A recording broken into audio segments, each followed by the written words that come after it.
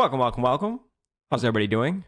Hope you are doing well. My name is Andrew Kuhn from Focus Compounding, on air live with Geoff Gannon. Geoff, how's it going today? It's going very well, Andrew. How's it going with you? It's going great. We hope it's going great with everybody else as well.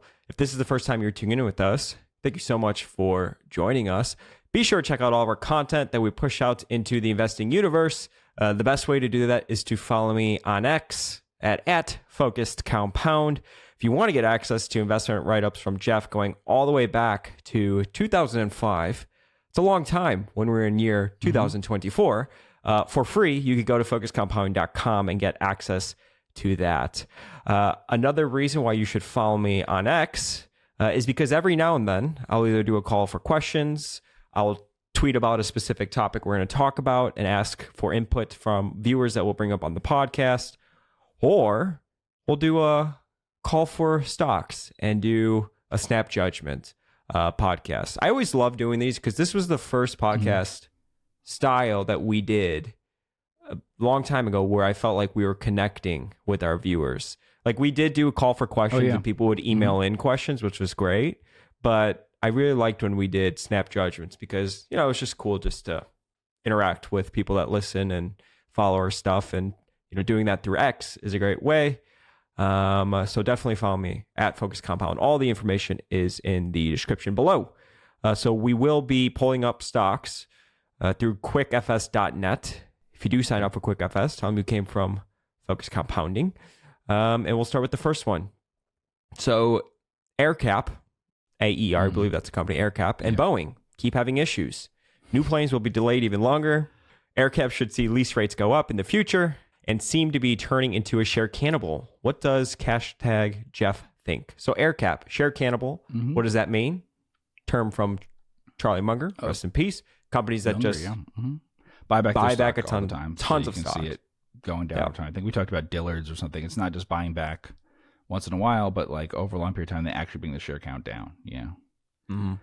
I think the backdrop to that was Monish talked to him and he said, like, carefully study spinoffs, follow other smart investors, and follow companies that are cannibals that just buy back a ton of stock. Yeah. So we can look at that. AerCap Holdings, $15.2 billion market cap. Oh, wow. Is that small? Is that big? Well, the thing with AerCap is the enterprise value, $60 billion. So lots of leverage here in this company. They engage in the lease, financing, sale, and management of commercial flight equipment in China, Hong Kong, Macau, and the United States, Ireland, and internationally. So we've talked about them before, the podcast. Headquartered in Dublin, Ireland. I did not know that. Yeah. Why? What? No, I mean, I don't know. Ireland's not a big market. You're in Ireland and you have operations there, and that for tax reasons and stuff, probably. There is there are two big airlines, but there's one really big airline out of Ireland, but that's why you're there. So what's going on here, right? Let's look at the cash flow statement. Cash flow from operations is always a lot higher than net income, something that first sticks out to me.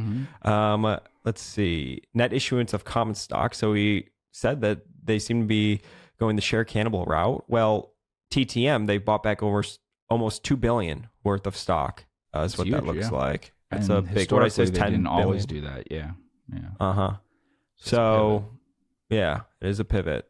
Any thoughts on AerCap Holdings? I remember during COVID, you were a little worried about them just because flights were halted. And it was like, what's going to happen to all these planes? Where are they going to go? Sure. So you have the same issue with them that we said with like, I guess when we talked about like maybe, I don't know if it was literally commercial real estate or something like that, which is obviously there'd be problems for customers, but that doesn't necessarily mean, you wouldn't think that would necessarily mean that there'd be defaults and things for them and all of that, because obviously they know what they were doing and worked through that when we talked about COVID, right? It's just not something that I know enough about is the answer. I mean, this is all really one kind of bet.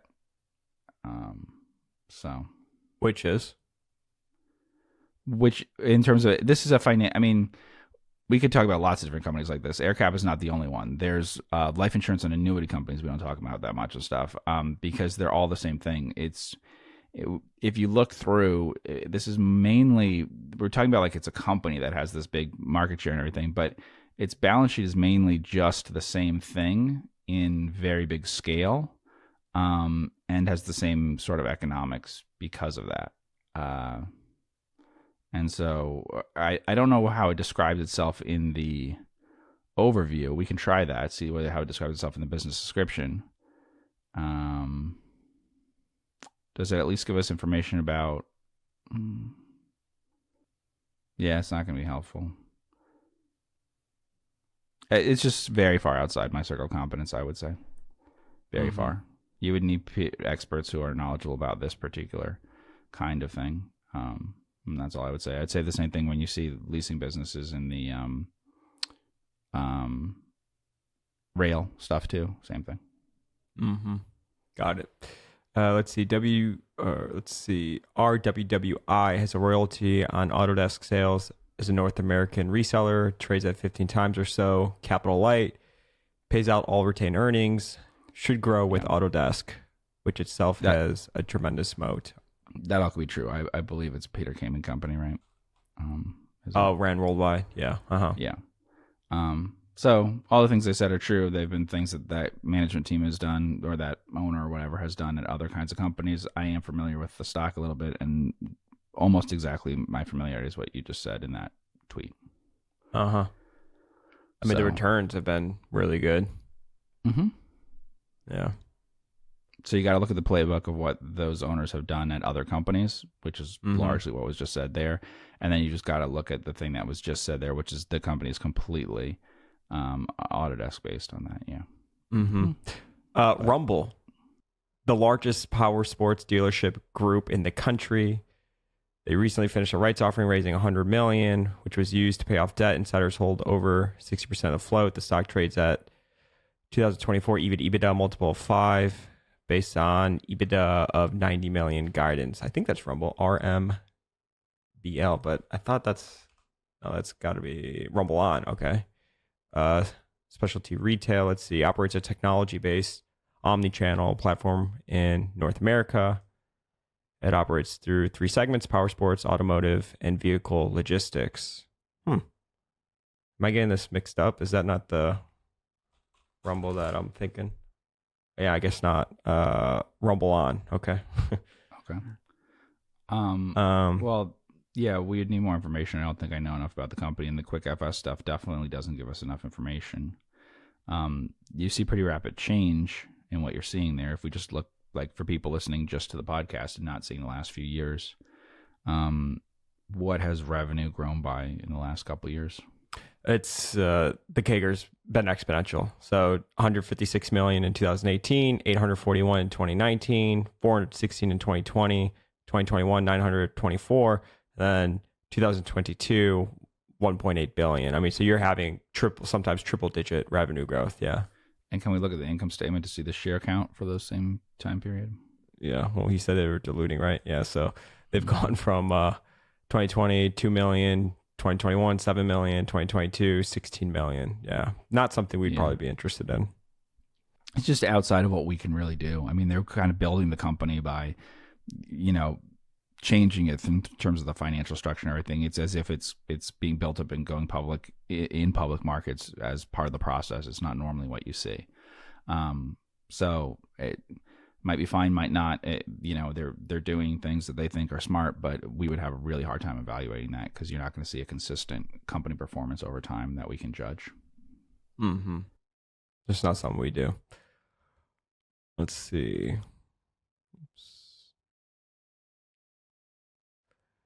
ALSN is a dominant player in automatic transmissions for medium and heavy duty vehicles with 70 to 80% market share in its core addressable market. Low organic growth, but return on invested capital over 50% long term, raising product prices, trading at 10 times free cash flow or less, and most free cash flow used for buybacks. Okay.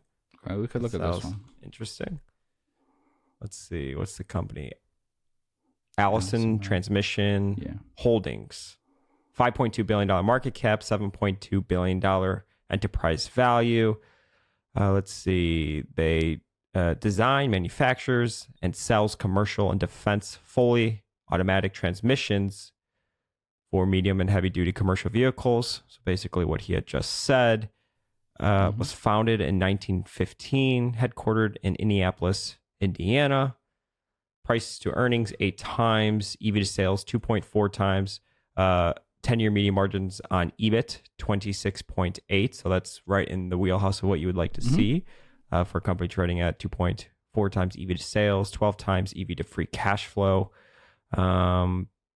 Gross margins looks like they've kind of jumped around a little bit. Operating margins have gone up over time.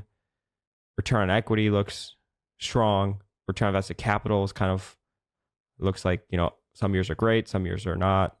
Yeah, interesting. Yeah, so it looks interesting. Like we said, in terms of multiples of sales versus things like EBIT and free cash flow, looks good. It could be 10 times, maybe more, 10 times like pre-tax and 13 times free cash flow or something. I'd have to do the exact calculation, but low double-digit type, owner earnings, cash P, whatever you want to call it, kind of stuff. It does, the EV and the market cap are not the same here, so keep that in mind. There's some leverage and stuff. But generally what we're talking about, value stock. You also see good things in that, and this is complicated because obviously they can write things off. There can be tangible, intangible, whatever. But revenue and asset growth is not too high, whereas the growth in things like enterprise, in terms of earnings per share over the last 10 years, is more what we're looking for that way, right? That could be good or bad. It could mean it's slow growth and there's not much organic opportunity here and whatever, but it can also mean the company is doing smart things and profitability is going up over time, which we can see on the return on invested capital chart there is the case. You're right, that is very cyclical, but to the extent that we can see a pattern, it is upwards. It is improving. You've got kind of lower lows at least. And the things that you would like to see with a cyclical. It's hard because it depends on how long the cycle is, and often you have to comp it against other things. But it is nice when you see that each point, at the lowest point of the cycle or whatever, each time, it's the same or better, right? And so cyclical doesn't mean that you're not going anywhere. Still, the business can be improving over time, but it can't overcome the cyclicality within each cycle, but it can improve at the same point in each cycle. And that all seems like it could be happening here. We could look at like, it's not the same thing, but like Cummins or something like that, for an example of something else that might have some similarities, at least on the numbers here. That's my engine in my truck. I got a Cummins engine. Yeah. So, I didn't even know they're public. Yeah. So I don't, that this is a little hard because the graph, doesn't show you that, but it's a cyclical company that tends to have very high returns on invested capital over time. And it's just a good business that way. And probably liked for a lot of the same reasons, but I think also organically isn't huge, right? Let's see. What's the 10-year numbers there? 10-year revenue growth, 5%, asset growth, 9%, free cash flow growth, 3%, EPS, 6%. Yeah. So it's hardly the same, but, and obviously it doesn't have the same sorts of margins and stuff, but I do believe the turns are better, right? Because the actual return on capital is pretty good. Yeah. The return on equity, at least. Yeah. So what I meant, though, is highly cyclical, but most of the points in the cycle are pretty acceptable. Yeah. Yeah. I mean, I would look at it, sure. If you have to be in that category of, I don't know, $5 or $10 billion stocks or whatever, sure. We can look market the most cap recent period. Market cap $5 billion, and of course there's some leverage. So let's say EV 7.2, but I mean this thing routinely does a pretty good amount of cash flow. Yeah, the thing I would be cautious about, right, is especially because we're not in super small stocks here, and it's kind of, we talked about electric vehicles and stuff. There's people who know more about some of these things technically and stuff, and what they think the next 3 years, 5 years, etc. is. So two important parts are where you are in the cycle, but also where you are in terms of if people have ideas that some of these things are going to have grimmer futures long term because of technologies and stuff, and some better. I know we talked about that with like Garrett Motion or something. Probably we don't talk about it a lot, but there are companies where people are pricing in negativity and positivity based on their views of what technology things will be. And these are people who know more about the stuff and who do more checks of what people say is going to happen. Doesn't mean it will happen, but just something to keep in mind that often explains the price differential, multiple differentials. Is like, here are the technologies and things that people think are going to have a future in the industry a lot, and here are the ones that they think are going to kind of taper off over time. Mm-hmm. Yeah. So far, sounds like it's the most interesting one that we've come across. By the numbers is the best, yeah. Mm-hmm. No doubt. Mm-hmm. Let's look at the stock chart. Just curious to see how it's done compared to the S&P 500, at least from a price perspective. Let's see if that works here. All-time S&P is destroyed it. Let's see, 5 years. Yep, 5-year S&P's destroyed it. 2 years, ALSN has won, and on a 1-year basis as well. But long-term, just buying the S&P 500 was a better investment. Better, yeah. Mm-hmm. Got it. Let's see, Fannie Mae. Oh, okay. Most profit per employee in the universe of public companies. Trump already agreed to release from C-ship. Was that conservative ship? Coin flip on election, odds on for release, and Paulson is named as Treasury Secretary. Has been a buyer in the past. Fannie Mae, that's still going on. Goodness. Mm-hmm. You know, so it's outside my circle of competence. If we thought AirCap was hard, let's pick one that's even harder that way. The reason why it has the most profit, let's be honest here, the reason why it has the most profit in the world per employee and stuff is that it's not a real business. It's like, federal agricultural, AGM. It is, it's somewhat similar in those same ways to your FICOs and your Moody's and stuff. It applies a dusting of secret sauce to it, which does not really require many employees. If we ever get AI stuff right and stuff, this is something that can be done entirely by AI. It does not need human beings involved to make decisions. And when humans were involved at some of these companies, they blew up and stuff too. So, it might be better if it was totally rules-based. It's just a function that the government's kind of outsourced to something else. Yeah, there are legal things over what happened and all that, and we don't know. It's what courts decide and everything, but,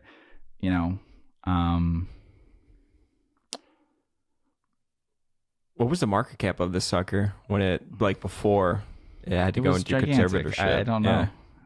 I mean, just look at it, right? So we have a $1.6 but what was the billion balance sheet? Yeah. Huge. Right. So I mean, the equity was always small compared to the total balance sheet. So it's not, when people say like, oh, how could this ever be that it disappeared? It did not disappear. Your equity in it disappeared because you had very little equity in it. You know what I mean? Like a small change, in the. I mean, how far back does this go? I don't know. 2012. Do you have does the Excel go back any further than 2012? So we can at least see the balance sheet 20. size and stuff. Yeah, let's see. All right. Pull it up. But anyway, and people can look up. I'm sure they've got it. I don't go on internet things and look for it, but I'm sure there's people pushing for stuff and message boards and blogs and political arguments one way and the other about what the government did and what should have happened in the court cases and all that. That's not really our thing. Like the government did stuff because there was a crisis and they think that they have the power to do things, or they think it's the right thing to do. They do it and worry later about whether they had the power to do it. That's typical. I mean, how courts eventually rule on that and how they change things and what politicians decide, I don't know. But that's the way the world works.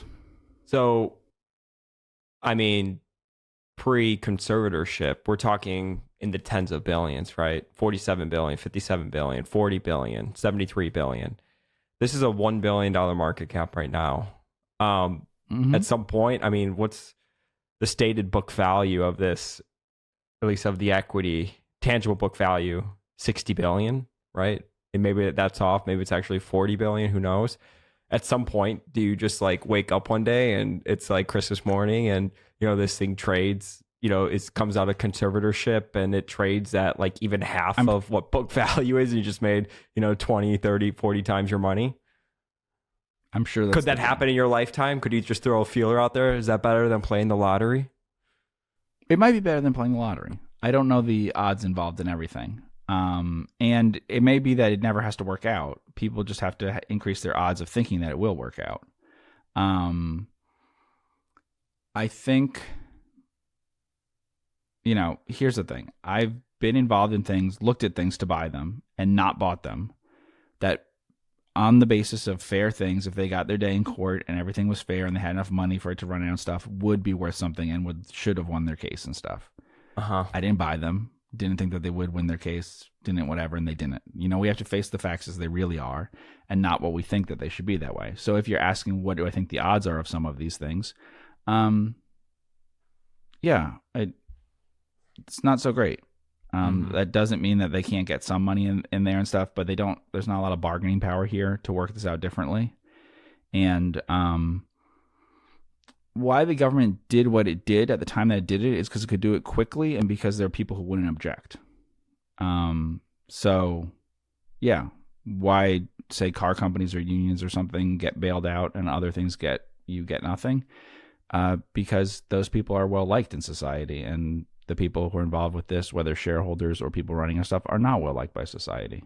So they don't need you to win votes and stuff, But people like the people who make their cars and the people who, and they like the farmers and they like that, so they have no goodwill built up in society. And so if they can take everything away from you and it's most convenient for them to do it, they'll do it.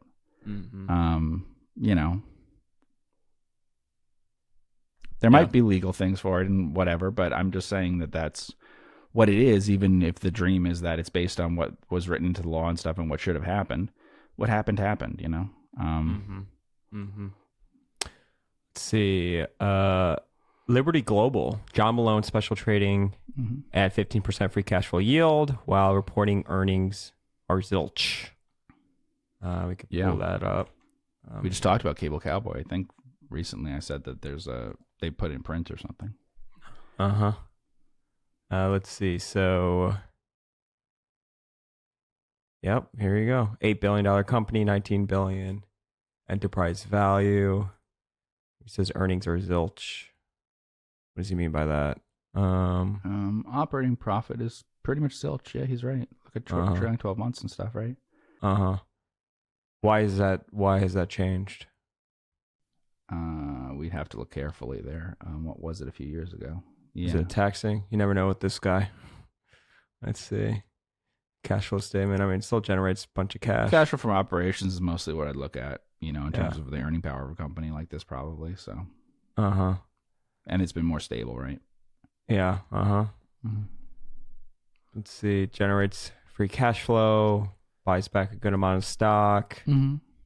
I mean, it buys back stock, and we said also issues debt. Munger said, yeah, it's just debt. Yeah, Munger said, look for the ones that are the cannibals, and look for following other investors into things. You can go on Dataroma or on other sites that track these things and find all the people who follow all the John Malone companies and everything. And I would do that. They're way too complicated for us to talk about on the podcast. Right? They're always up to doing things one way or the other to change things around and stuff. His strategy often may be to take this thing and merge into this thing to find a good thing so that he can, he could be saying, okay, let's leverage this so we get a good deal with Paramount on this thing, or this, can be a movie thing this day, can be a radio thing this day, a cable thing this way. He's more worried about what do the people want and what value will they put on it and how can you do it in the most tax efficient way than worrying about reporting to you on what the results are. So follow the bigger investors and follow what kind of things he might be thinking. But he's a control owner. He thinks in terms of control even when he only has influence. And so it's the ultimate value of these things, like as businesses, and not how they trade as pieces of paper and what they report. Let's look at AMR. Let's see. Alpha Metallurgical Resources. Oil and gas. A mining company produces, processes, and sells met and thermal coal in Virginia and West Virginia. Let's see. Market cap $5.1 billion, enterprise value $4.8 billion. Trading cheap, like most coal companies. It's 7 times earnings. Yeah, it's outside the circle of competence. Does it tell you about them breaking off things? It's not the one that was with yeah, because there's two part. What does it say? This was the old Contora, or what was this one? Contora. Okay. Yeah. So what's the other part that's publicly traded? Oh, it's not CNX Resources. What is the name of it?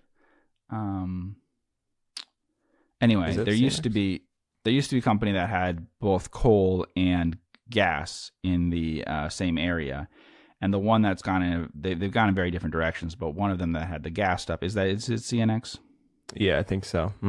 Okay, if so, then I'm more familiar with CNX probably with AMR, because CNX, right, is the one that has William Thorndike on the board and stuff. I don't know. The guy who wrote the Outsiders and stuff. I think that's the one.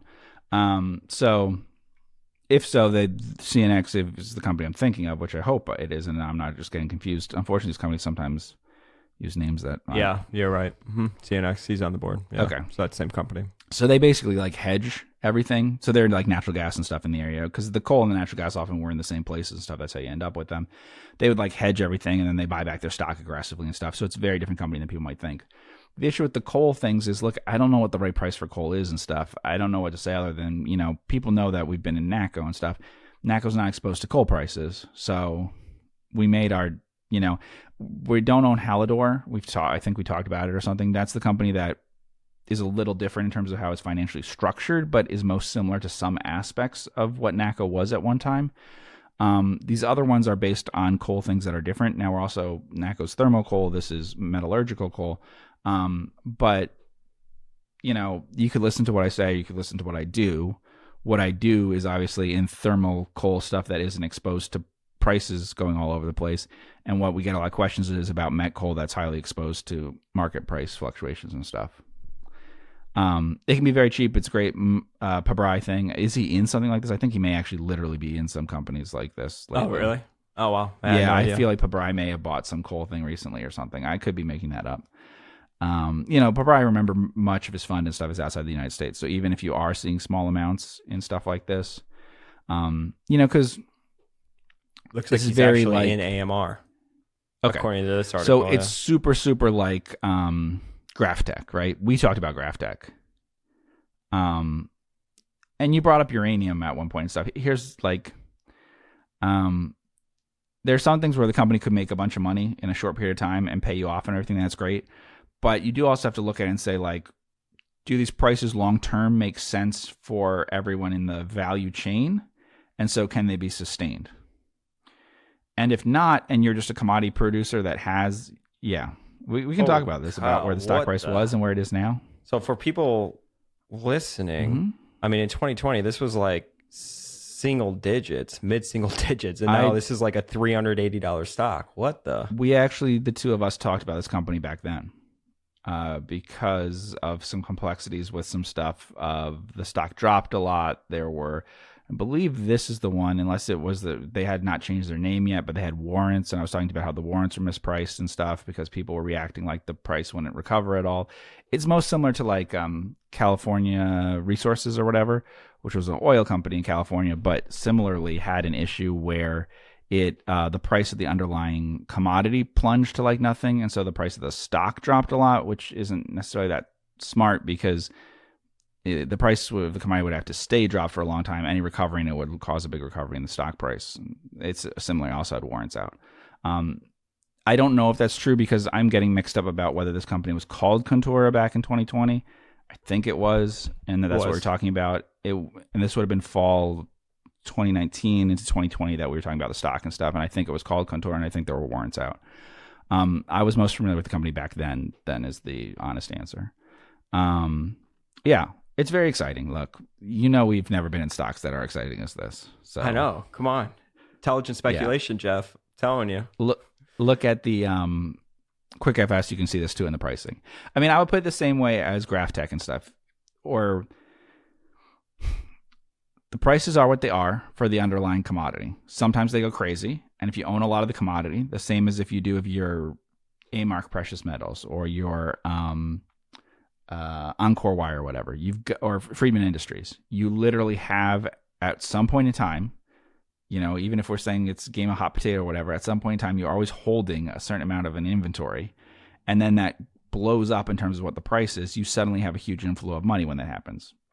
Now, if you look at the industry, I think you'll generally see it does not make sense for you to produce and others to use this at each point along the chain to actually deliver the finished product at a reasonable price that people will want. So like this has to be temporary, or someone in the industry has to make a lot less money. You know what I'm saying? If you are completely exposed to spot prices and stuff and you don't care about your customers and everything, you can just say that's what the price is. Now, in the case of Graph Tech and stuff, behind the scenes, maybe a little bit on the podcast, I'm like, I don't think that's what happens. I think that ultimately, if you only have a few suppliers and a few that you deliver to and stuff, you say, we need a price that works for us. I mean, that's what in the auto supply business, that's always what happens. Won't say that, but like GM will make 5 million cars and say the price for each lock or each mirror, each whatever is this. It's per unit, but it's based on the number of sales. If GM says, oh, we're only selling 1 million now, then they'll say, okay, the price is now 5 times higher. And you don't have another supplier. So that's what it is. If you can produce lots and lots of cars, we'll charge you a low price. If you can't produce lots and lots of cars, we'll charge you a high price. There's a contract, but you can adjust it for us now to save us when we need it, or you can adjust it later, but you will adjust because economically that's what really matters. So if what I'm saying is the price is not sustainable for the super long term in my view. That doesn't mean you can't make the money now and then sell. We can look at some things with met prices and everything. But we could just look at the company's earnings, maybe give you an idea of what they were and what they are at least. Can we at least look at things like how much they changed, maybe? Yeah. So people have an idea. Yeah. I'll just read across from 2017 onward. 155 million, 299 million. In 2019, they lost 316 million. In 2020, they lost 447 million. That's when the stock went from like 50 to single digits. 2021, 289 million. And then 2022, 1.4 billion. Yeah. So, I mean, just think about what stocks were in and stuff. So we've been in NACO and stuff for the time when this stock was cheap and everything. Obviously, it would be better to be in this. Why weren't we in something like this? Why, when I was talking to you, would I talk specifically about the warrants and stuff? Because I don't know what the future of the company would be, but the likelihood that either it would be in bankruptcy totally and stuff and equity worthless, or recover in a big way was much bigger than people would think, and that there's very little outcome that's anything like the current stock price, right? That was the case back then. There's not a way for it to go on the way it was going on. But if we look at just like the gross profit, gross profit's a good way to look at just like what's a very stable company versus a very not stable company. There's all sorts of things about scale and the other things and one-time things that can throw stuff off. But if you have huge instability in how much gross profit you're earning from year to year, it's hard for people to know what this is worth unless they understand the industry and understand things like what are your reserves, what could your production levels be, what is your pricing at each place. That's why I say with like U.S. Steel, we don't know what it is, but like people in the industry do an estimate and are like, you know what, I can buy that U.S. Steel plant for less than I could open a plant near them or something. That's what they're thinking. They're not doing it on like, here's what U.S. Steel's EBITDA is this year. They don't care about that. They might be what they put in the presentation to you, but that's not what they're thinking. So let's go gross profit year by year from, let's say, 2017 or something so people get an idea. 2017, 229 million. 2018, 298 million. 2019, 121 million. Here you go. 2020, negative 14 million gross profit. 2021, 458 million. And then 2022, 1.7 billion. And then you have to look at the presentation to get an idea about this. But I've talked about this with semiconductors. There's a tendency to think in terms of dollars. But let's keep in mind that like the cost of goods sold, for instance, is a more accurate measure of their true volume. Because what's happening in revenue is you're seeing pricing incorporated into that. So like what you're saying is, okay, we sold 100 widgets, but if we sold 100 widgets at $2, we're a $200 million company. If we sold 100 widgets at 50 cents, we're a $50 million company. In both cases, we're selling 100 widgets. And you might overestimate how much they're selling changes in terms of the volume that they're doing and how little, like use a really extreme example, Encore Wire. It really doesn't matter.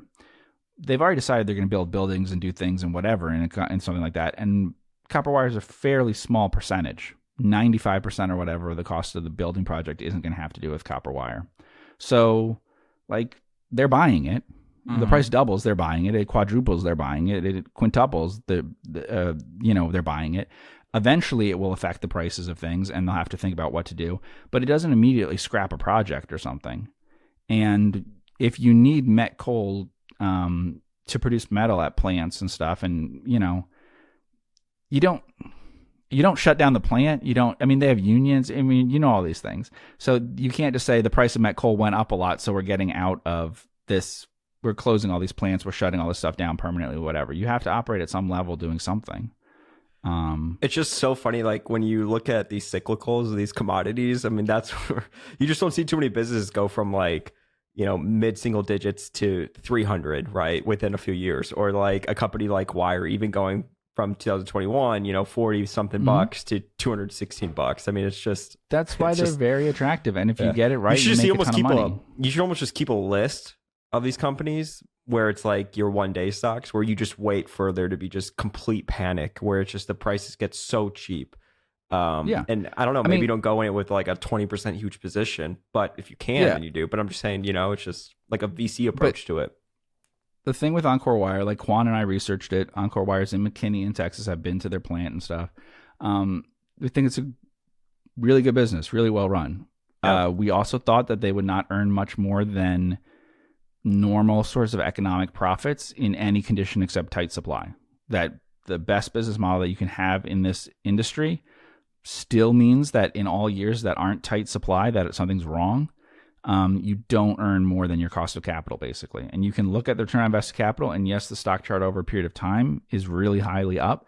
All those profits are due to some little booms that happen. Mm-hmm. And you're not looking to hold this till full cycle. You're going for the short supply situations. That's where you can make a ton of money, like overnight.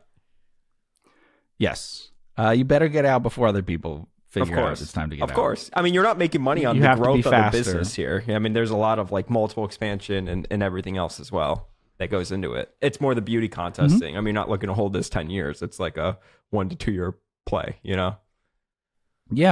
Yeah. And that's... look, Buffett bought up a bunch of silver, right? Why did he do that? Because he thought there would be a shortage in silver at one point. Yes, but we are talking on this podcast and people talking about O'Brien and everything after they've had a big run. I'm not saying they won't have an even bigger run, it won't keep going, but notice we weren't talking at the absolute bottom. Some people may have asked at the absolute bottom. I don't know. But I'm just saying let's keep that in mind, that we probably get more questions about natural gas and stuff when it's at 7 than when it's at 2, and the time to be thinking about it is when it's at 2. Mm-hmm. Anytime a commodity trades below the price of producing it, supply comes out, price is correct. That's historically a good time to start looking at this stuff. Yeah, but that's 100% true. But remember, when we talked about U.S. Steel and stuff, there weren't that many people who were excited at 35 that were saying, oh, let's get in this because there's definitely going to be a bid at 55. But anyone could see that it was low relative to the price of like actually what it costs to build the things that you would need to produce things. So it was actually at low values relative to that. But people were like, look at the EBITDA, look at the next year, I don't want to be in steel. I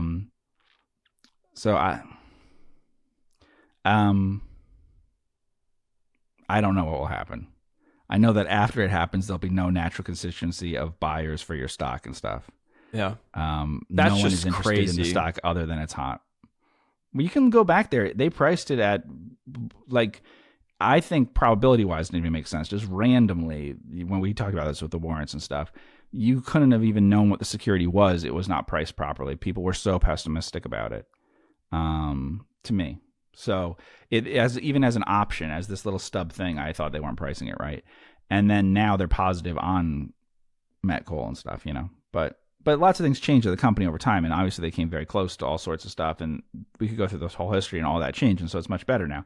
The financial situation is different now, because once you have this happen, it changes what the situation is. But even if we look at that, let's see. If we go to QuickFS, what does it have for like the asset value ones and things like that? We're on Encore. Hold on 1 second. Yeah. We go to the balance sheets and we will pull up quarterly. Current assets $1 billion, total assets $2.3 billion. Mm-hmm. So you can see like that the balance sheet looks good and stuff now, right? Now Yeah. there's all sorts of legacy things sometimes with these companies stuff that we don't understand, but so that all looks good. Now on a price to asset basis, it's not super cheap though, right? Like what? Because if you take out the earnings, now if you're factoring in, well, I know that I'm going to get earnings for another year that will be good or something, then that fixes everything because the earnings are so huge versus the company right now. But we could just look at the overview then. Yeah, what do we have for price to book? Price to book 3.3 times. Okay, so that's generally would be way too high. Yeah. But on things like EBITDA and price for the next year and stuff, it's very low. Like what's price to earnings? Price to earnings, we are at 7 times. Yeah. Yeah. Yeah. So I don't know. If you get another good year and stuff and you stay in and you know when to get out, you'll Could do be great. expensive if prices just crater. We Obviously. won't be a 3 times booked forever. Yeah. Yeah. Whatever happens, good or bad, it'll find a way to get down to a book value of 1 or something. But its book value could be a lot higher in the future, but that multiple will contract. Mm-hmm. Yeah. Interesting. Cool. Well, even though that was more than a snap judgment, it was fun to talk about that company. Whatever happened to the warrants? I don't know what happened with any of that. I really don't know what happened with any of the restructuring or anything. I mean, we could find the exact date on when it was that cheap, but when we were talking, that was I remember talking about pre-COVID. Ventura. Yeah, I remember that. Yeah. So it was pre-COVID, or COVID was happening, but no one knew in the world that was happening yet or something. So it was pre-COVID. So what happened in terms of why did I not know about what happened with the warrants and everything from that point on? Because COVID happened and we were focused on lots of other things and never thought about stuff like that again. Is the honest answer. Lots of things happen in markets, lots of things happen in life, whatever after that. And so, yeah, it was totally forgotten. But that's what we were talking. I remember when it was. So, yeah. And yeah, so, but even when the stock went up, well, let's just go to like a 2-year chart or something we can see. So, the stock, even when it was up a huge amount, which you see at the beginning of that 2-year thing, that was astronomical increase. It still then would have had the power to, double and stuff beyond that. Mm-hmm. So you can be up by a huge amount and then be up even more still. Mm-hmm. But like I said, we've always said on the podcast, whether we think Pabari is great, Pabari is good, whatever, Pabari is very different. He finds these situations often, I will say. Yeah. These cyclicals. Yeah. So if we had a Venn diagram of what we have intelligent things to say about and a Venn diagram of what he would, it's not a huge overlap. Mm-hmm. Truthfully, of what we actually buy and do and everything. And look, you only need to find a few of these ever, as long as that's all that you do. Mm-hmm. And if you size the positions right and stuff, you just don't have a few things go to zero. And even if you have a few things go to zero, it's fine as long as you find some things like this once in a while. Yeah. For someone like Pabari that loves to emulate Munger and Buffett so much, his style, it to me, and again, I don't know him, just going off public discussions and just following him very loosely, it seems like his makeup, like he's more well suited for these types of situations as opposed to the cannibals, the buy and hold forever, the Buffett type stocks. Mm-hmm. But he's talked a little bit about that in interviews and stuff, or at least whether it was with students or interviews, that his father and his own background and stuff before getting involved in value investing and everything, all those influences were definitely towards a different kind of very thinking about business and stuff, but a different kind of way of how that works. And the macro things and surfing and things that make a lot of money and whatever on certain waves of technology and of commodity things and stuff, leverage, all that stuff. That's a bit different from certainly the early days for Buffett and Munger and stuff. So, I mean, some of his formative stuff from before he got interested in value investing, I'm sure he would say was different that way. Yeah, in terms of that would make up your personality and stuff. Yeah. I mean, he's made obviously, he's obviously made a ton of money. I mean, I've listened to talks where he, I think, spoke about just putting $100,000 in a couple different like stocks in India and then not checking it for some time or, turning that $100,000 to like 10 million, just like casually. And I'm just thinking, I'm like, wow, that would be like the one story for most people. Like that was life-changing money. He's just kind of like nonchalant, like, oh yeah, I just, did it and it was $10 million and then, blah, blah, blah. It's just like, damn, it's crazy. Yeah, I mean, he's been at it a very long time and was very successful in the earliest years. Certainly, there's no doubt before the financial crisis and stuff. And I mean, the early 2000s were a great time for several different value investors we've talked about. And he definitely had an amazing record then and made a lot of money for people. And it also probably became more difficult, I would say, to do some of the value investing things we talk about since the financial crisis. You know, it was easier to find the things that value investors tend to like in the earlier 2000s. And so maybe the combination of quality and value in the same place and stuff has gotten harder.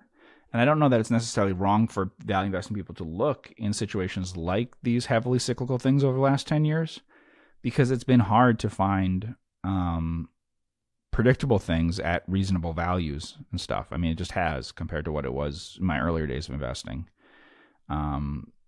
There's a lot of the same public companies available now as were then. The prices are different. And so if a value investor has pricing discipline, he's going to have to look where there are opportunities. And so sometimes you have to go where the opportunities are. And sometimes that's predictable stuff, but other times it's less predictable because anything that's predictable gets priced really high.